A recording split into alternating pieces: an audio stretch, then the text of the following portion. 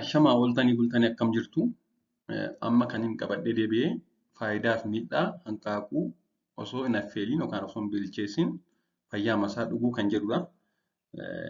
Kana namoonni tokko tokko akkuma beektan hanqaaquma cabsanii kan dhugan jiru. Mee faayidaan isaa maalidhaa? Miidhaan isaa maali kan jedhu waliin haa ilaallu. Hanqaaquu dhuguun pirootinii baay'ee waan qabuuf namoota qaama ijaaruu barbaadan tokko tokko biratti jaallatamaadha. Egaa namoonni tokko tokko ispoortii hojjetanii qaama isaanii kan ijaaruu barbaadan jiru. Kan qaama isaanii furdifachuu, guddifachuu barbaadan. Isaan akkasii hanqaaquun pirootinii hedduu waan qabuuf fayyaa isaa yoo dhugan qaama ijaaruuf ni gargaara jedhaniiti kan dhugan baay'inaan. Haa ta'u malee wanti kun faayidaas miidhaas qaba. Mee gara faayidaa isaa jalqabaa deemnu sana booddee immoo gara miidhaa isaatti deemna. Chaanalii kanaaf haaraa taasifnaan Dr. Abarraa Olaaniin jedhama.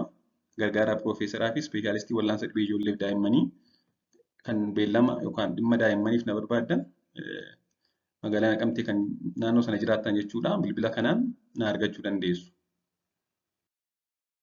Gara faayidaa hanqaaquu osoo hin bilcheessin fayyaa masaa cabsanii dhuguu kan jedhutti haa deemu. Kan jalqabaa rakkoo dhala dhabuu dhiiraa ni fooyyessa. Qorannoon akkas agarsiisu jira. Hanqaaquun osoo hin bilchaatiin hanga mineraalaa seleeniyem jedhamu kan fayyummaa sanyii dhiiraa yookaan fayyummaa ispeermii eeguuf gargaaru waan qabuuf dhiirota daa'ima godhachuu kan dhala godhachuu dhaban biratti inni kun fayyummaa sanyii dhiiraa yookaan ispeermii fooyyessuudhaan dhala godhachuuf ni gargaara jedhama. Inni lammaffaan dalagaa sammuu cimsuuf kan jedhudha. Qorannoon tokko tokko akka agarsiisutti hanqaaquun hin affeelamiin yoo akkasumatti dhugame hanga kooliin hedduu waan qabuuf fayyummaa seelota sammuu eeguun dalagaa sammuu fooyyessuu ni gargaara jedhama. Garbiraan akkuma jalqaba jennee qaama ijaaruufidha. Hanqaaquun osoo hin affeelamiin kan affeelamerra hanga pirootinii hedduu waan qabuuf namoota qaama ijaaruu barbaadaniif akkasumas guddina maashaalee dabaluuf qaama suphuuf caalmaan fayyada jedhanii amanu namoonni hedduun. Kanaaf namoonni ispoortii hojjetanii qaama ijaaruu barbaadan hanqaaquu cabsanii yeroo dhugan argamu jechuudha. Haa ta'u malee qorannoon akka agarsiisutti pirootiniin hanqaaquu keessa jiru kan qaamni keenya caalmaan ofitti fudhatu yoo affeelamedha. Hanqaaquun osoo hin affeelamiinis yoo affeelames pirootinii hedduu qaba.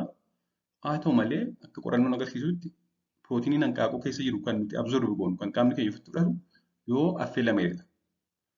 Kanaaf egaa hanqaaquu fayyaa isaa dhuguun hanga pirootinii achi keessa jiru hin dabalu. Kanaaf pirootiniif jecha hanqaaquu dhugna taanaan inni kun hanga pirootinii achi keessa hin dabalu.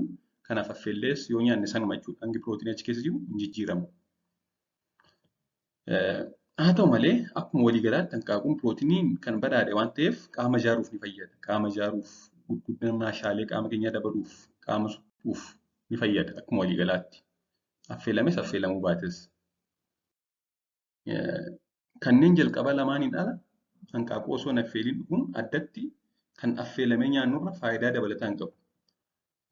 Kan beekuu qabnu lamaanuu jechuunis kan affeelamee nyaannuu fi kan cabsinee dhugnu lamaanuu qaamaaf fayyaa keenyaaf kan tajaajilan pirootinii fi gosa cooma gaarii ta'e kan oomeegaa 3 jedhamu akkasumas vaayitaaminii mineraalota hedduu of keessaa qaba. Kanaafuu egaa bilcheessinis bilcheessuu baannes hanqaaquun faayidaa hedduu qaban jechuudha yoo nyaanne. Gama miidhaatti yoo darbe miidhaa killee yookaan hanqaaquu dheedhii dhuguun fidu kan jedhu. Kan jalqabaa hanqaaquu dhuguun carraa infekshinii gosa baakteeriyaa salmoonellaa jedhamuuf nama saaxila. Hanqaaquu cabsinee yoo dhugne tarii achi keessa gosni baakteeriyaa salmoonellaa jedhamu jiraachuu danda'a. Kunis egaa haqqee fi garaa kaasaa fi dhukkubbii garaa namatti fida jechuudha. Kana malees hanqaaquun hin bilchaanne wanta avidiin jedhamu, keemikaala avidiin jedhamu waan of keessaa qabuuf keemikaalli kun immoo vaayitaamin B7 yookaan baayotiin kan jedhamu akka inni soorata keessaa absorb hin taane ofitti qabachuudhaan qaama keenya keessaa baasa. Kanaafuu egaa baay'inaan hanqaaquu yoo cabsinee dhugna ta'e osoo hin affeeliin hanqina baayotinii fiduu danda'a. Hanqinni baayotinii immoo rifeensa namarraa fixa akkasumas fuuldarratti shiffiita namatti baay'isa.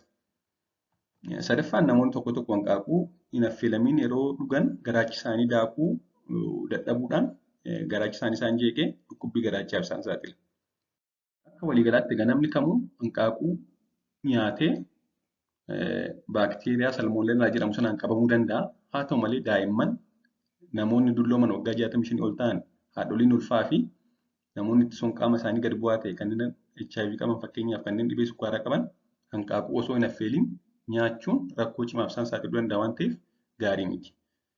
Kanaan ala hanqaaquu osoo hin affeeliin yookaan osoo hin bilcheessin nyaachuun faayidaa adda ta'e hedduu hin qabu jechuudha. Akka namni yaadu miti. Galatoomaa turtii gaarii.